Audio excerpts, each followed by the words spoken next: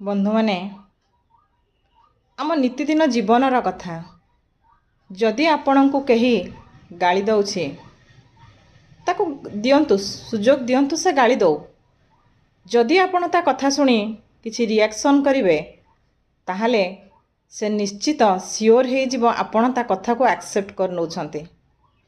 आ जदि आपण कोनोसी प्रतिक्रिया बा रिएक्शन न देखेबे आपण सियोर हो जातु जे ता कथा पुणी बुमेरांग भली ता पाखकु फेरी जाउछि।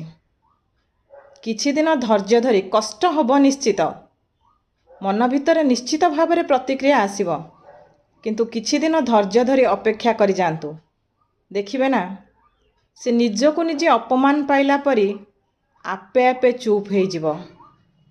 तेणु सेतिक दिन समय आपण नियंतु बा ताकू सेतिक दिन समय दियंतु। तेणु अजथा कथारे मन को केबे अशांत करंतु नाही। मन सुस्थ रहिले शरीर आपणकर सुस्थ रहिबो। जदि मो कथा भल लागुथाए निश्चित भाव में आपण माने पसंद करिवे।